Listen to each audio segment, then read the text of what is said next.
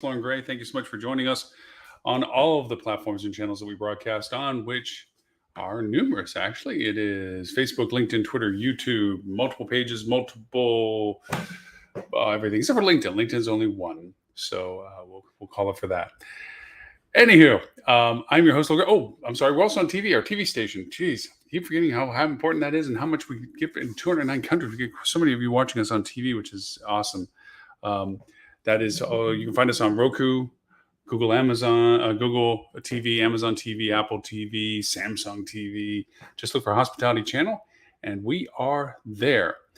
Anywho's, thank you so much for joining again. As I said, it is conference month. Yay. We'll get to that in an opinion conversation at the end of the show. I wanted to hit today's topic kind of hard because of the inspiration of conference month with HSMAI, ALHOA, all doing silly things, competing with each other.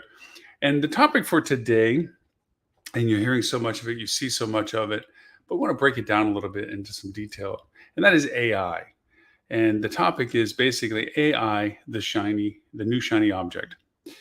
The reason it's shiny object, the old analogy, and I'm probably the worst at it, is the humorous analogy of somebody talking and then going, "Oh, squirrel!" They run off. They look for the shiny object. Whatever's the newest, shiniest thing is the thing that everyone's fixated on. It's the buzzword. It's persistent to it. Not to be specific about certain conversations or presentations, but when it was discussed in a panel format as to which topics would be handled by individual panelists, there was almost a clamoring over each other for them to go to, "Oh, I'll do AI," because it's the most provocative conversations, the buzzword. Remember when crypto and blockchain and VR and all these, we go through this cycle of looking for the next best thing, but we don't fundamentally do the things that we have tools and resources for already. So strangely enough, in the conclusion of that conversation, I was the one saying, I'll do everything other than AI, which is really the bread and butter functionalities of what is being done today. I'm not discounting the value proposition of what AI represents. I'm not discounting the value proposition of what AI can currently do. As a matter of fact, I'm doing some really cool stuff with AI, but I'm not running around with that in front of me. That doesn't enter the room before I do. It is a part of, if all other things are being done functionally well, as Stuart Butler, when he was on the show, used to say, block and tackle. If the basics are done first, then you can consider all these new and innovative things that can be done. It offers a lot of promise, obviously. And given our labor restrictiveness and the turmoil that's in the labor market, from a perspective of hospitality, some things from a cost functioning point of view can be augmented with AI usage. I say this from the context of what I literally do from a marketing perspective, from an analytical perspective. There's a lot of things that can be done with AI that minimizes the time tasks that I have to do. It still has to be done by me. It still has to be functioned by somebody that understands what it is that they're trying to create. And not everybody can take out of the box AI and make it work for what they want to do. Just guess anybody that's tried to ask ChatGPT a simple question, you get an answer, but based on the question you ask, you realize that there's a certain lack of completeness to it and or truth to it, and you have to redefine your questions. And those question formats are what's called prompts. It's a new language in a way as to how you ask a question. And I've always tried to describe this to clients. It's kind of like if you found the proverbial genie bottle on the beach. We've always seen those cartoons of asking what you think is a clear question of what you want, only to have it interpreted in a way that you didn't expect. And that's really what we're looking at in the usages of AI. It will answer statistically relevant value propositions based on the black box functionality of the AI itself, an answer for you. It may not be what you were looking for. And if you trust it too much, like a few lawyers did, where they had to do its brief and then they found out that it was referring to fictitious cases and now they're under sequester because of it. You have to validate what you're using AI for. Why I bring all this up is because ownerships and management companies are looking at whatever's new and shiny. What can we do to solve what we think we have as problems without looking at their current solution scale and technologies and resources? And they want to go from where they are to full solution. They want the silver bullet to be the solution process. So here we are talking about hospitality marketing and AI and it being a shiny object. How does those things correlate together? Marketing is a functional tool of interpretation. It's a process of communication. It's a process of conveyance of that information in such a way, in such a format, and in such a targeting that the opportunity of what efforts you've created, the time consumption and cost of creating content, creating marketing campaigns, ad campaigns, platform expenditures, and so forth, is validated by the revenue business that its ultimate purpose is for in generating for you. All along that process, there are places where AI can help with what you're doing. It can improve your content development. It can improve your organic optimization. It can improve your social dialogue and your frequency and your attentiveness. It can engage with guests in a level that is controllable and not hiding behind its automation to help your guests to alleviate some guest service issues because of limited resources you have in your team. It can do a lot of those things. It can create ad variations. It can create data interpretations. It can do lots of things, but you need to know how to ask it correctly to give you accurately what it is you would like it to do. And that gap point is not being explained by the people that are loving to throw around this term. Um, Now that I'm back from my gallivanting through Europe for 2.5 months, really trying to catch up on the peer-to-peer dialogues on content, the people that I hadn't kept in consistent conversation with because of the time shift and so forth, catching up with what they're doing, how they're doing it, catching up on articles and things that I hadn't spent much time to watching as much as I usually do in my work environment. And beginning to see, as expected, sadly, this forefront of AI, the magical word that gets people's attention. But what they talk about, the potentials and the crazy things, and they show, and I've seen this on presentations and so forth. Look at this amazing little thing that it does, and look at how crazy it does, and look at this picture that it makes. I see it in my feeds because I follow things like that on social media platforms and on newsfeed dialogues. And I see all these exceptional examples. But when you ask the person about did they create it, first off, they did, and they shared it. Almost 90% of more people take something and then throw it out there as if they may have had some part to it. They're not lying. They didn't say that they did it, but they're sharing it as if this is something that reflects upon their capabilities. And when you really try to press on somebody that's trying to act like an authority on AI, the functionality that they're referring to its potential, and you really press them on how do you make it work? What platform? What AI configuration did you use? What data did you use for those for that process? How did you create the prompt for that answer to be used? You get quiet. You get silence. Now, you can say that they hide behind it because they don't want to share the uniqueness of what they've done, if they in fact even did it, which isn't the case. They usually climb up because they don't know how it was done. They shared it because it made them look like they knew something about it, but they themselves didn't actually create it.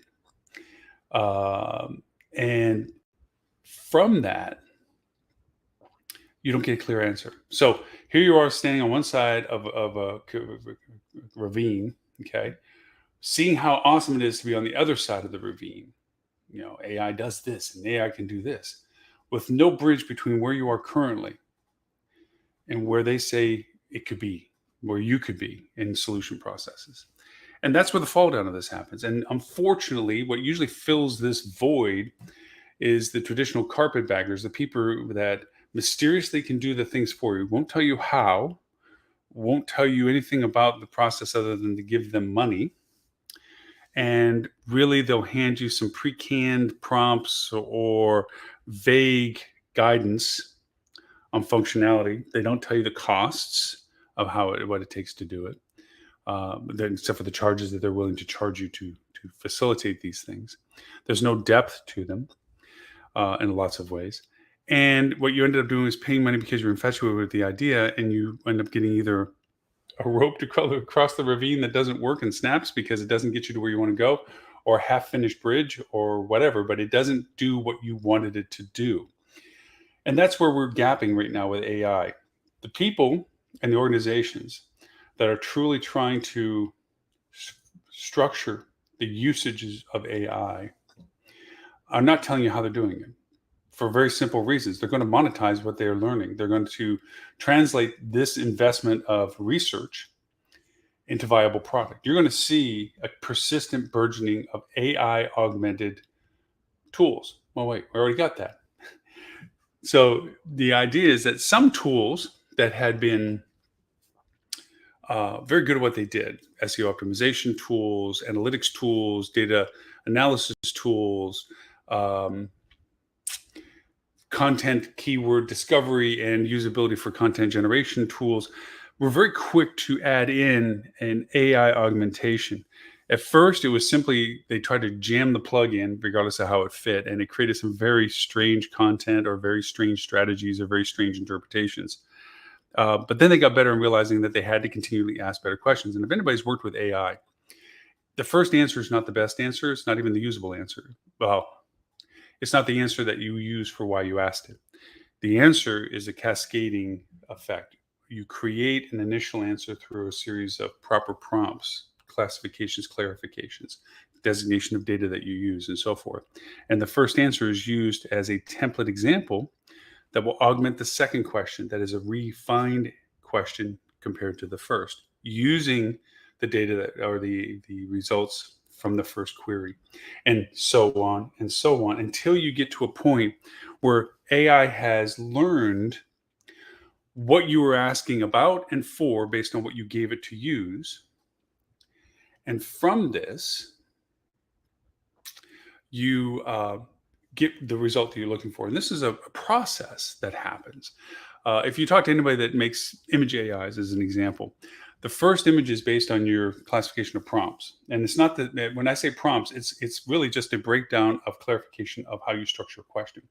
When people were first dabbling with ChatGPT, when it first came out in November, general public, it was up before that, but when general public became aware of ChatGPT, they were asking silly questions of it. It would produce silly things. And then Da Vinci, which is their AI generation for their imaging, people started dabbling with that. The first images you get created are kind of like, whoa, okay, no. And so we have to refine what we're asking about and for from this. Take this image, don't make this or define this or change this, and then it made another image or options of images and so forth. And if you ever want to dabble with something for free that gives you the idea of the progression of interpreting what you're asking for, try Adobe's Fire.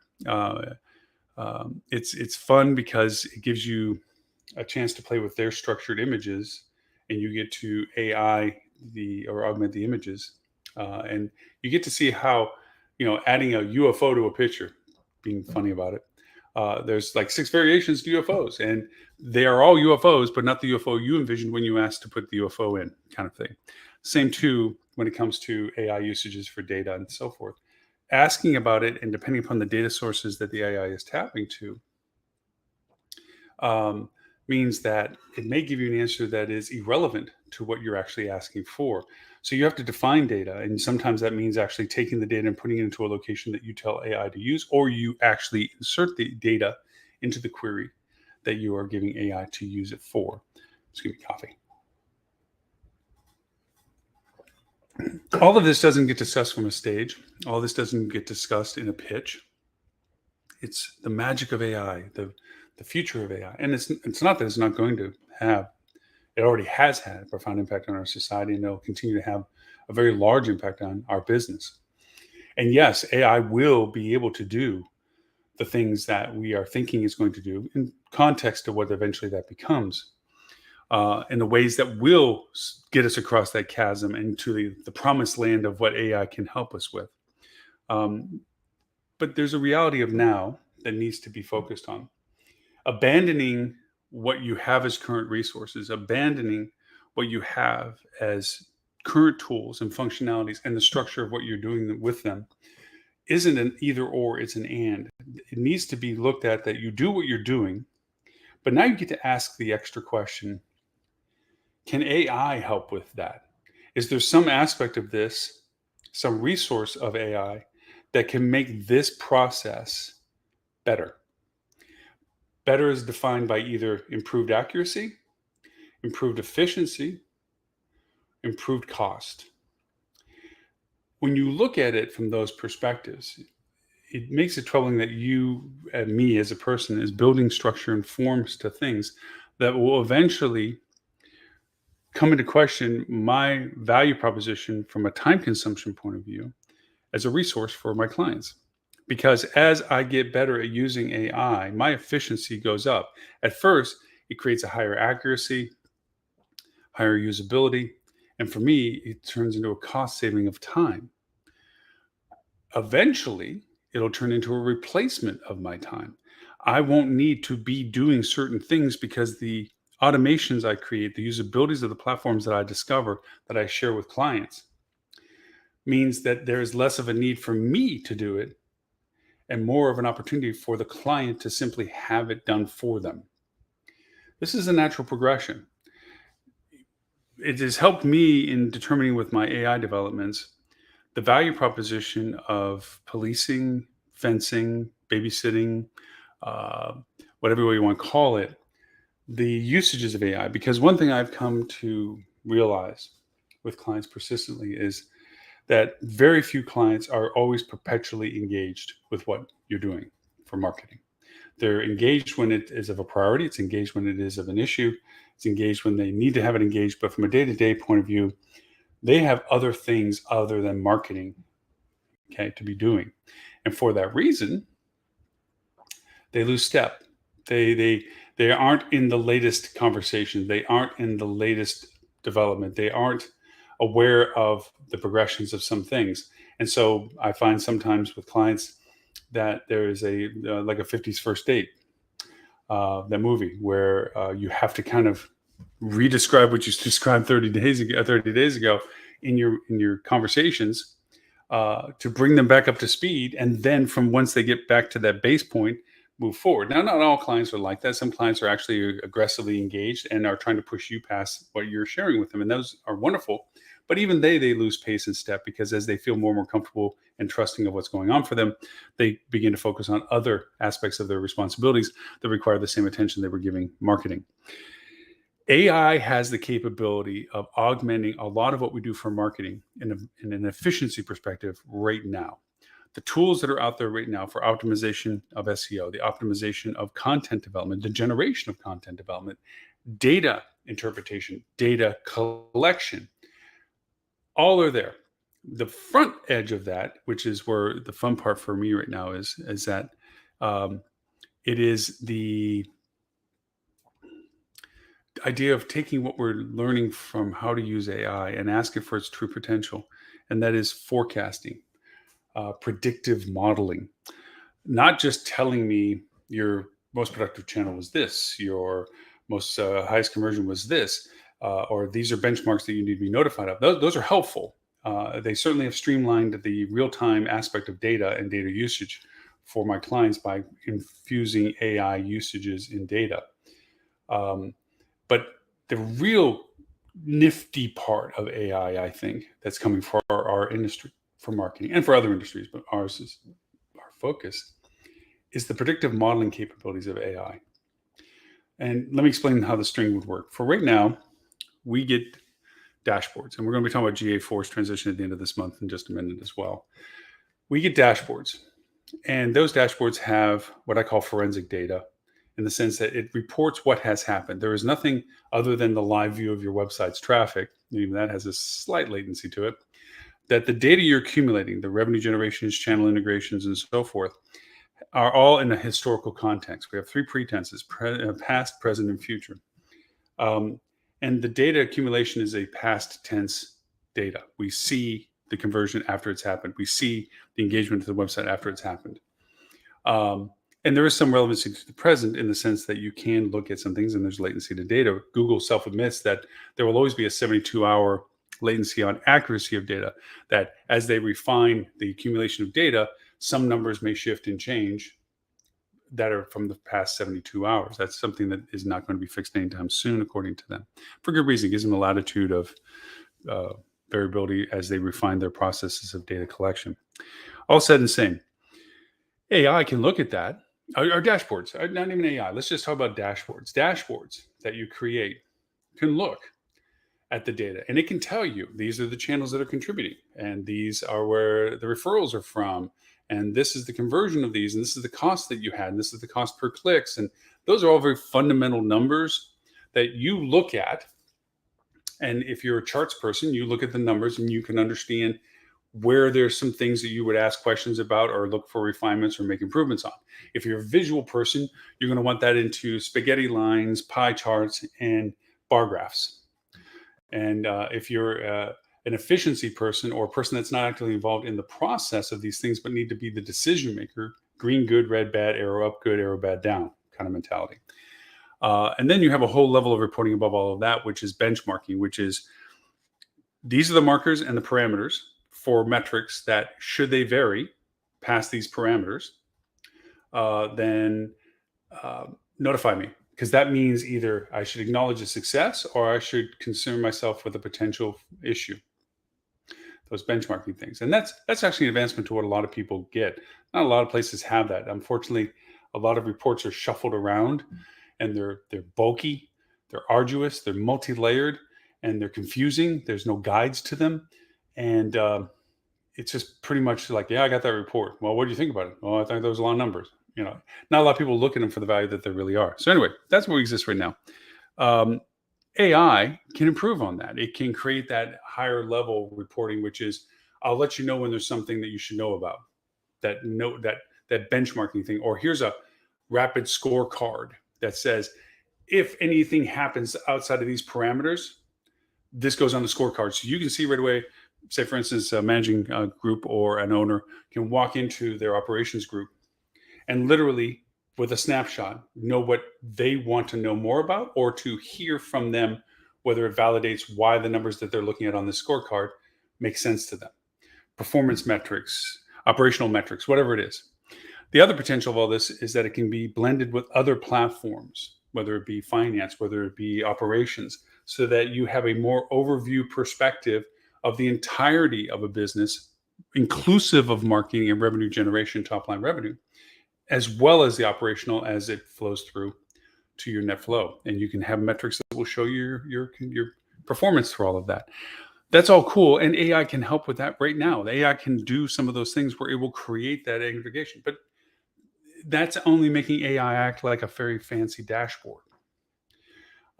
That's kind of where everybody should expect to be right now. Unfortunately, hardly that, but they should be expected being at that point right now.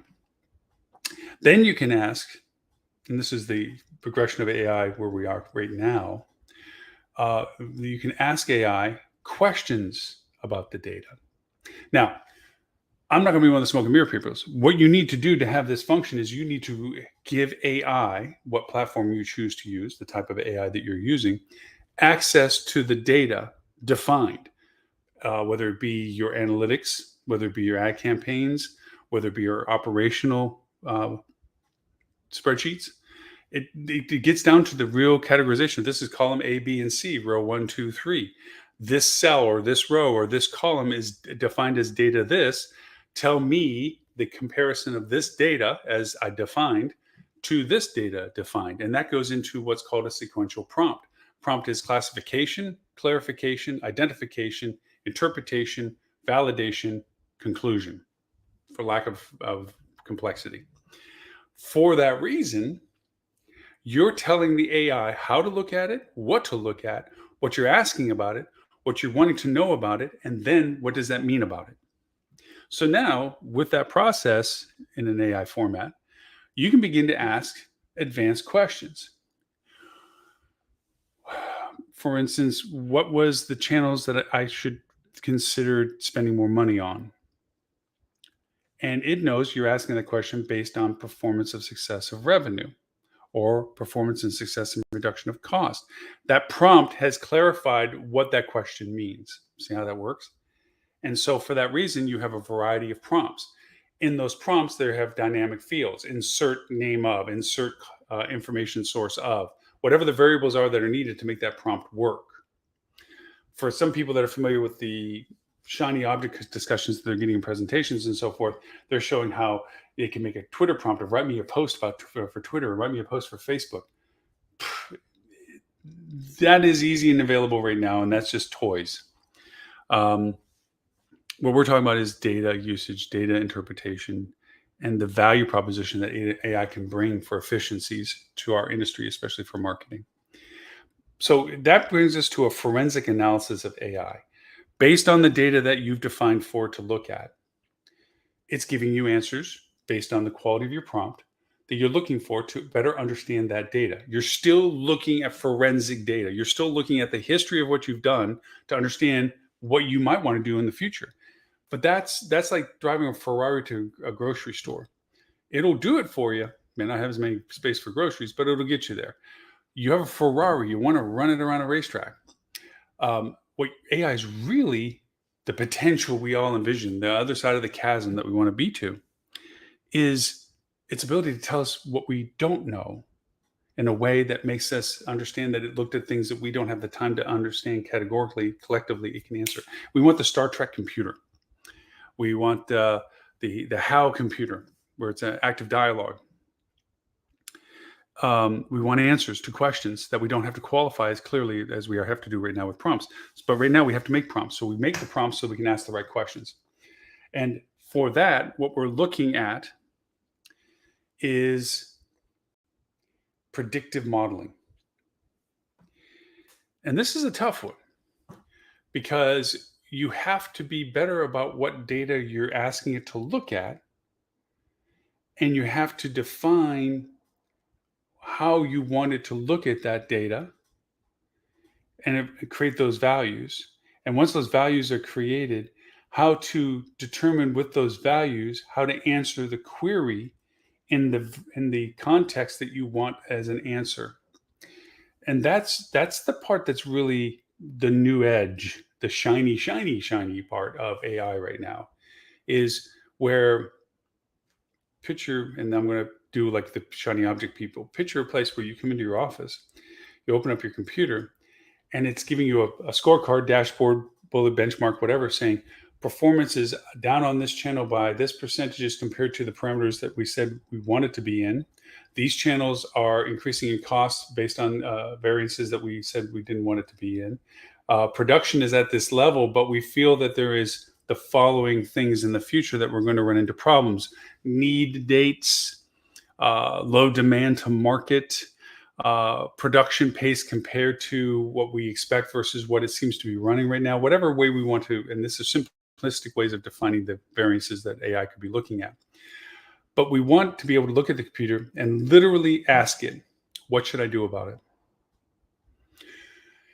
And the computer to show you that if you increase your spend in this channel this much based on the current pace of conversions and volume of traffic, it should yield the revenue variance that you need to bring you back into the parameters that you said are acceptable performances.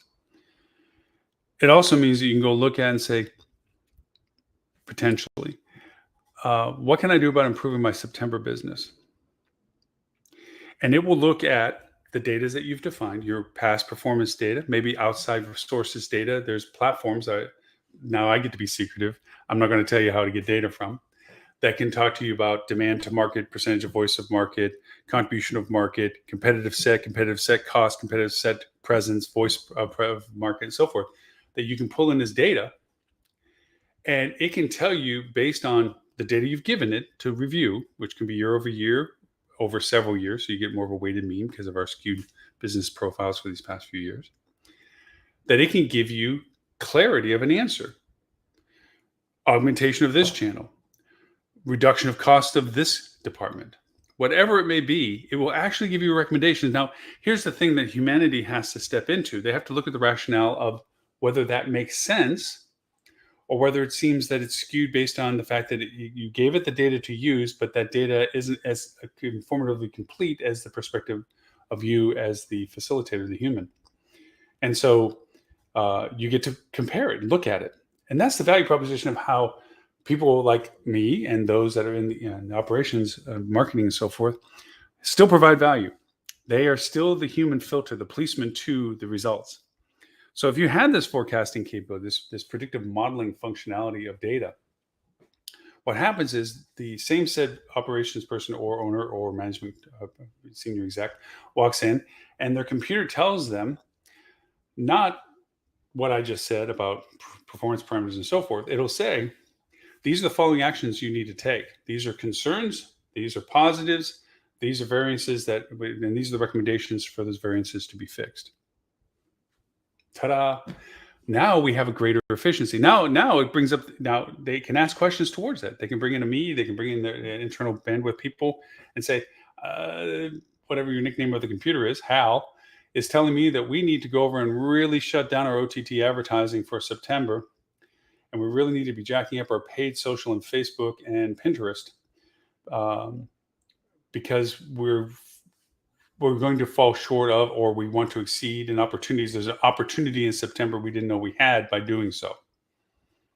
Now, they might look at it and say, well, it's telling you to shut down the OTT because you told it we had a limited budget. But if you didn't have a limited budget, let's keep OTT running and let's just augment what it says with Facebook and Pinterest and add more money to it. See, this is the rationale of how AI begins into a human interface, how the decision processes happen. Letting Hal run the ship is not good. Having Hal tell you what you should consider to run the ship is good. That's the variations of the AI. So the reason why I'm bringing up the AI shiny object discussion is because I look at the conferences that are rolling out this month, have rolled out earlier this year, and continue to be pressed forward with a lot of the associations. You can almost do it like a Chinese fortune cookie, where the old adage is you open a fortune cookie and you start every fortune you read with "in bed" or whatever cute phrase you want to say, and it makes it funnier, the fortune. You can almost do that with all of the programs that are being put out there for this year for content of presentations. Just put AI in front of all of them because they're already doing it per se. There's such a disproportionate percentage of presentations talking about the future of AI in our industry, the impact of AI, what AI will do for you, what AI can do for you. It's just, oh my gosh. We'll get to that. I want to get a final discussion about where we are right now, being in the middle of June 16th, 2023. We are less than 2 weeks away from D-Day for Google. July 1st, Universal Analytics. I thought a very interesting progression. I'm really confused by this. Not really confused, but just dazed, really, at this point. 18 months ago, it was said that Universal Analytics had end-of-the-road life cycle to it. It was going to be 2023. And that to begin to prepare by the beginning usages of GA4, Google Analytics Series 4. And so many businesses didn't bother with it. They didn't see it as an eminent issue. Therefore, it was not in the budget. Kind of the kick the can down the road mentality. Yeah, well, let's not put it in 22's budget to make this change. Worry about in 23. Without really understanding what that meant to them as a business, as an entity for their online marketing and their analytics tracking. Because so many people, businesses use Google Analytics. And the ones that use alternatives to that know the limitations of those platforms and the cost of those platforms. So even if they thought they were being safe by hiding behind it, they weren't, because of the third-party cookie issues that are coming up ever since iOS 14 platform came out and started changing privacy guidelines and rules and abilities to follow. And Google's rolling into that next year as well. And it's happening more and more, and especially iOS 17's rollout this year is even going to be more so. We'll be talking about that in future shows as well. But then meanwhile, GA4 has been sitting on the horizon for businesses, our industry, for quite a while. What people mostly didn't understand, we've talked about it now for well over a year, was if you didn't start at least mutually parallel tracking GA4 data by setting up a GA4 account for your existing UA accounts, then you would not have historical data, because the data that exists in Universal Analytics does not transfer to GA4. It is different. And I'll explain that again. We've explained it before, but I'll explain it again. So come July, if you hadn't already been tracking data since May of last year, you're going to lose year over year data to whenever you finally eventually started GA4. If you were even smart enough to have configured GA4 to track in GA4's formatting the information that you found consistently necessary. Performance metrics, channel metrics, conversion metrics, that you integrated it into your tracking program.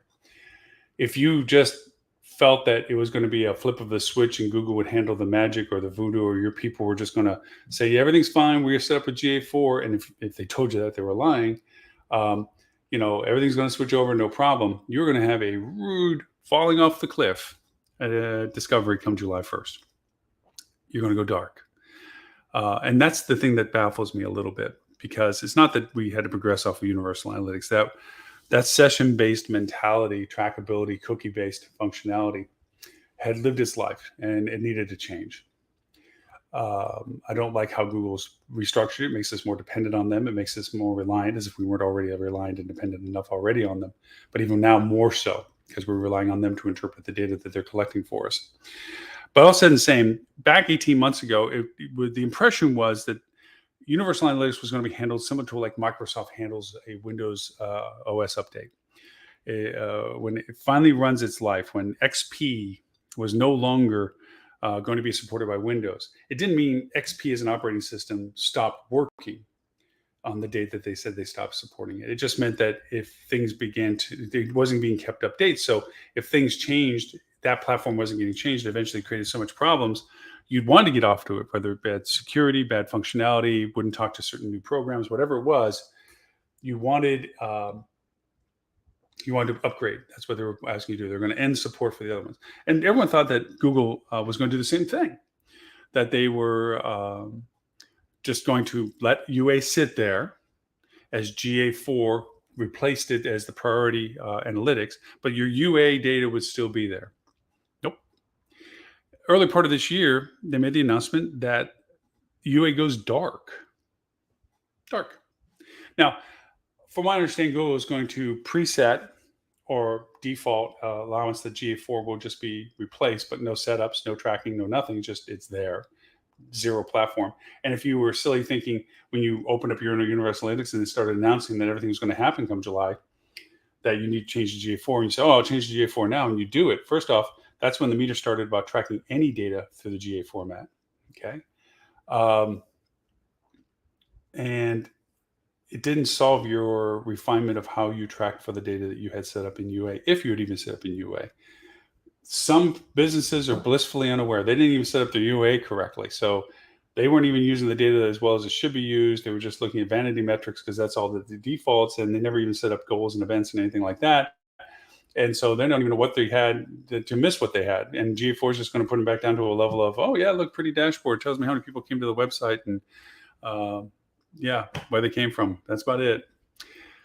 But July 4th is going to be a cliff falling off for a lot of companies. And I can tell you that because of the desperation of calls that I get offering like, okay, can you do fixes? Can you make this for us and so forth? And the first caveat we tell them is that, you realize that your UA data needs to be saved. So you have it so you can refer to it in a legacy platform.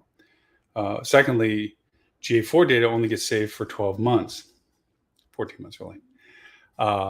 And it gets washed away if you don't find a place to put it, which we recommend using Google's BigQuery, which is their large data storage warehouse. So you pay storage for it. It's not expensive at first, but as you begin to accumulate more and more data, you have to buy more and more tokens for it, and it costs more and more money.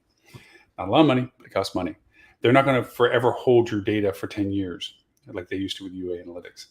The other part that people don't understand is the real variance between Google Analytics and UA, GA4 and then Analytics. Universal Analytics was based on a session-based program. It tracked the function of a person's engagement. That was usually done by a cookie that retained with the user as they went through, and that sessions that they ran is what was tracked. In GA4's user base, data dimensions, I should say, excuse me. Data dimensions are where it tracks everything.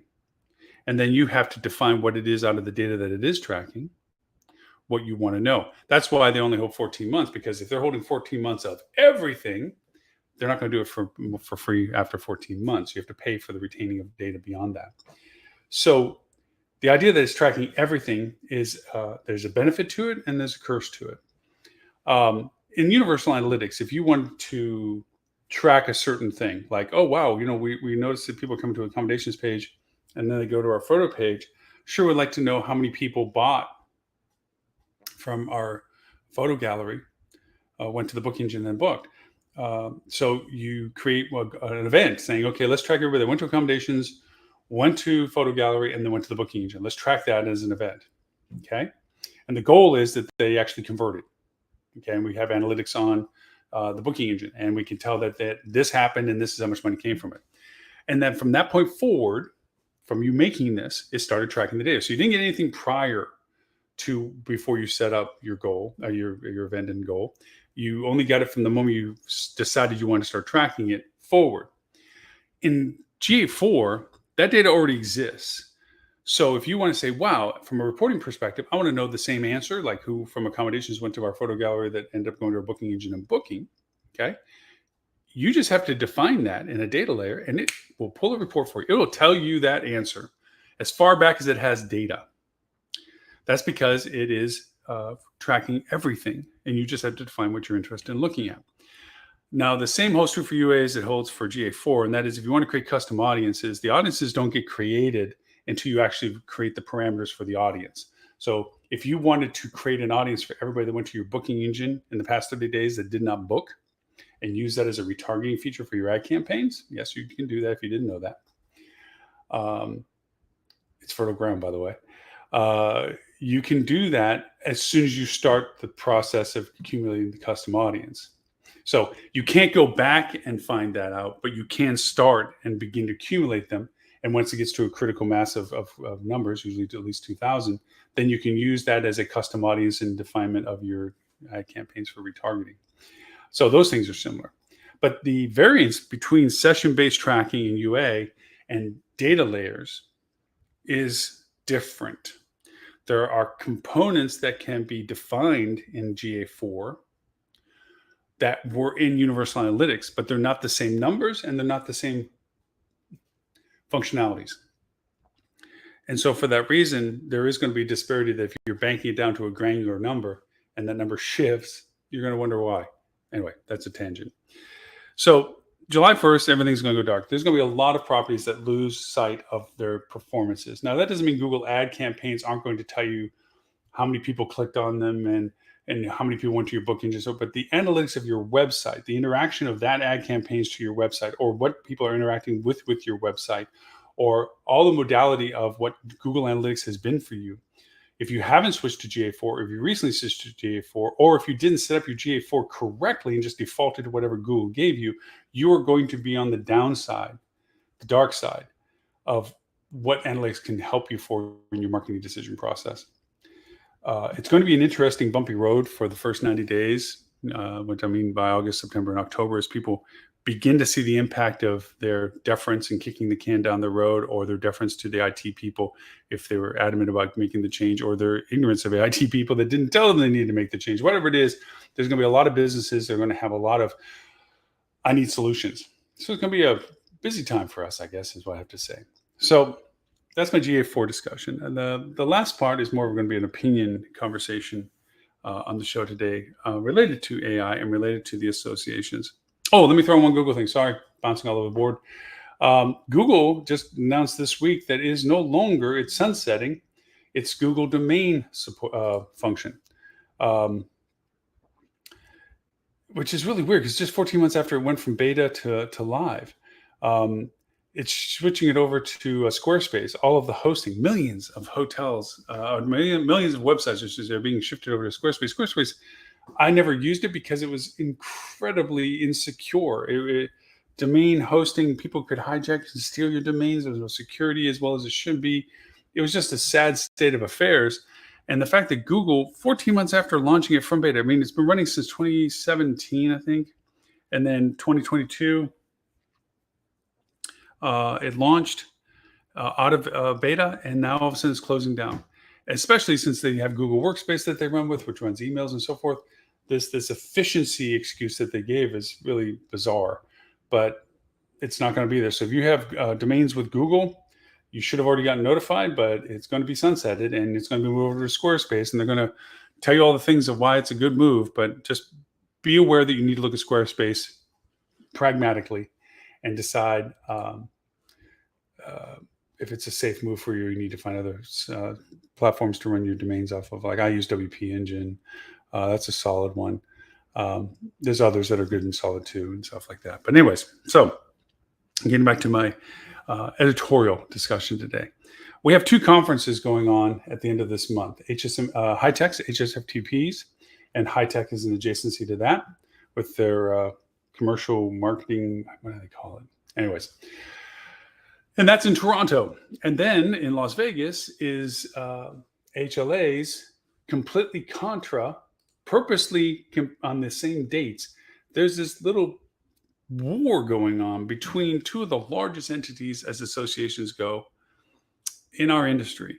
It's petty. It is it's sad because not to get into the politics of it all, but one company didn't want to get bought by another. One person had aspirations of being more in control, whatever it is.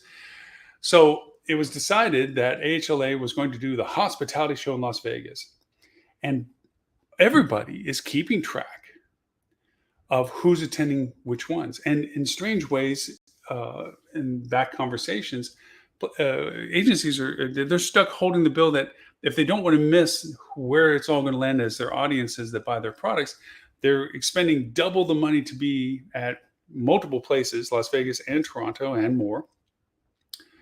And the organizations that are seeing them attend are also seeing that they're splitting their resources and they're not supporting them. They're like, no, we want you only with us or only over here.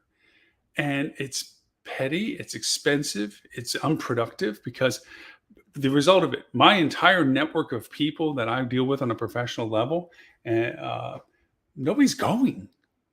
Any of them. One, because literally, as I mean, people will notice which one you go to, and that will affect your future relations with them. We cover with the TV station, the associations, and my choice not to be able to make it up to either one of them was just based on the fact I just came back from 2.5 months, as you all know, from my broadcast before. These past few months, I've been in Europe, and it just was too much of a back-to-back travel for me to be able to hit either of these conferences. But the idea that I had to have to make a choice is like choosing between children. Really, that doesn't work. So you're faced with this fact that both of them are trying to prove that they are the definitive resource for hospitality as an association, and they failed both. Both of them have failed. I'd lean towards High Tech because they've been doing this for so long. They have been the entity that represents the technology and the functionality of finance in our industry, and that they have been the stalwart to this. I'm not saying AHLA hasn't been in existence and done what it's done, but the fact that they have to pit themselves against it rather than collaborate, realize they can make a massive footprint opportunity had they just collaborated rather than decided they wanted to compete. And then AHLA is in this mix too for various reasons. But what I want to bring out about all of this is I'm looking at the presenters of everything, whether it be AHLA's hospitality show, whether it be High Tech for HFTP, whether it be HSMAI's commerce marketing strategy conference. Sorry, I should say it correctly. There is an unfortunate, I wouldn't say dumbing down, numbing top layer discussion. Topically, you're getting opinion, strictly that, opinion. And in our world right now, that's one thing we're not lacking in is opinion. Mine included, this show included. I'm giving you an opinion now. There's podcasts, there's webinars, there's seminars, there's TV stations that I'm one of them. No, actually, I'm the only hospitality hospitality industry TV station. So that's not even fair to say. We're the only ones. Podcasts, we great representation of that. People expressing their perspectives on things and so forth. And if you go to these conferences, you're basically spending a whole lot of money to hear the same opinion that these people are willingly putting on their own podcasts or websites or whatever. And if you say, well, CEO insights, they can't share. They're a publicly traded company. They can't share really the insight. And to be pragmatically fair, and I'm not taking away from CEOs' capabilities and potentially they've earned the role that they are in or whatever level they may be at, they're not the facilitators of these things. So they don't know how AI breaks down to a prompt segmentation. They don't, but they can be happy to talk about their opinion of AI. And that's what we're seeing a lot of in the associations. That's the shiny tool this time. 2 years ago, and last year, excuse me, blockchain, VR, it's whatever buzzworthiness there is. Nobody knows how it really functionally uses. If they have some example of some robot bouncing around in a hallway to bring cold room service food as their technology adoption, they don't know what it is. They know how much they paid for it because they're the ones that approved the check, but that's about it. I'm saying that conferences should have value. Conferences should have actionable items. Conferences should have meaning to what you're doing. For the uninitiated, conferences are a wonderful opportunity to expose the perspectives that people share from the stage, and it's well worth it for that. But if you're going to conferences for actionable items of learning from somebody on a stage telling you how to do something, conferences, as I see them right now, that are happening now, are not providing that content. That's not to take away from the value of conferences. Conferences themselves have so much inherent value, and that was ever more evident when we didn't get to have conferences during the pandemic. The networking capability and the exposure to products that you would not have been exposed to had you not been there. And I think primarily of high tech when I say that. And I'm sure the hospitality show, HLA, is going to have its discovery moments of people that are there. Matter of fact, I think even they refer to one of their boards or their just panels as where is it? They call it discovery platforms, or what? I'll tell you what it is. Breakout series, vendors, partners, hours, networking, industry leaders, looking for it. It's a name that they gave their breakouts. I thought was interesting. Solution stages. There we go. Solution stages. Great buzzword. I would challenge anybody that it goes to these conferences to knock me off this hill. Change my mind that you actually got a solution as described in functionality of how to do it from any presentation at any of these conferences. I challenge you. I'll bring you on the show. I'll let you tell me how wrong I am on the TV channel. If you can tell me how, by going to the conference, you were explained and described how to do what they said to do from the stage, rather than it just being it's so cool and I can't share that, so forth and so on. That's what I'm talking about. And it's an unrealistic expectation on my part to say that I would expect that conferences provide that. That is truly what webinars are supposed to do, seminars, paid membership value propositions. But at a conference, you're paying a chunk of wonka of money to show up. But the real values I find these conferences really represent these days: exposure to product and the networking of the people with that product, and the networking of people that you see and engage with because of the chances they get to go on stage and talk about generalized perspectives of things that are ambiguous, about things that they can't talk about. So the value proposition of conferences needs to be realistic in my mind as well. I need to tone down my concern of how much how-tos come from the stage, but I still have the challenge to anybody that wants to do it. And that is, don't expect answers from the stage. Expect impressive, fun things and bang, wow, shinies and oohs and ahs, and maybe some expansion of options or ideas or perspectives that you didn't have before seeing whoever presents or what panel talks or whatever. And enjoy the booths and seeing the softwares and the vendors and the tech and the things that you may not have been familiar with, and engage with people that are up and coming and or fully present in market, sharing with you why their product is what it is, doing what it's doing, what it hopes to be able to do, and who it's selling it to, and so forth, and ask the smart right questions. But next week, we're going to have a how to attend the conference discussion on the live show as part of this editorial dialogue as to how to get the most out of the conferences. But the idea is go with it with the expectations of what the conference value proposition really is. And I would say to HLA and HFTP and everything else is like, mend the fence, just fix it, because it's silly, this head-to-head comparison of people having to choose what they do. Let them enjoy the full spectrum of what both of you as resources have to our industry, and don't do this splitting the baby in the bathwater thing. So there you have it. That is our live show number 410. Blissfully back in Southwest Florida. As a way of note for everyone that has been suffering through the dramatic weather changes and tornadoes and so forth through the Midwest, and well, I'm just go through Texas, Mississippi, Alabama, Florida, Georgia. Our hearts out to you. I know the threat and fear of weather. We just had Ian, of course, last year, and here we are in the middle of hurricane season again, and that cloud is a real one. The blue tarps that I'm looking at through the window are real. The recovery is still not complete and won't be for quite a while. And the same recovery for everyone that has suffered through the weather changes that are going on. So with that, my name is Lauren Gray. For watching us on the live TV station, whether it be on your Roku channel, whether it be on your Apple TV, whether it be on your Google TV, whether it be on Amazon TV, whether it be on Samsung TV, thank you for doing so. If you're watching us on your Xbox or PS5 on Twitch, thank you for that. If you're watching us on Facebook, thank you for that. LinkedIn, thank you. That's my profile you're watching it on. Ask me questions at any time through that. You can send me an email anytime with questions, responses, dialogue, feedback, pushback in two ways. You can send me an email at lauren@hospitalitydigitalmarketing.com, or you can actually give me an audio response, and I have some questions you can answer and give me permissions to use your responses or whatever on a place that is an audio feedback. You can join our show. Actually, we use it for our podcast, our audio podcast, which I'll be doing after this, which is hdm.news/talkback. You go there, it's on your phone or anything. You can give us an audio response, comment, suggestion, input, feedback, whatever you want. We use it for the podcast. We also use it for a live show.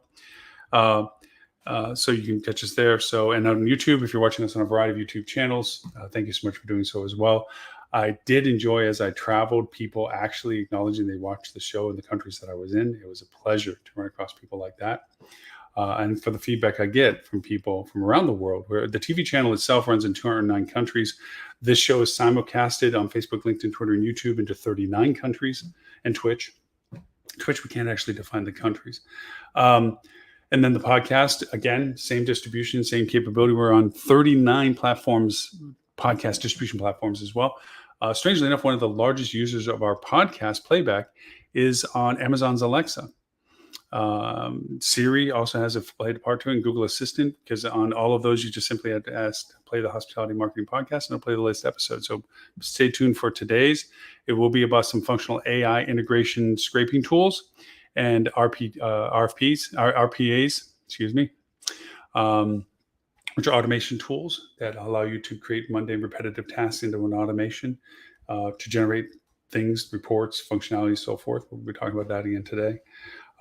So with all of that, my name is Lauren Gray. I thank you for the privilege of your time and look forward to talking to you all next week.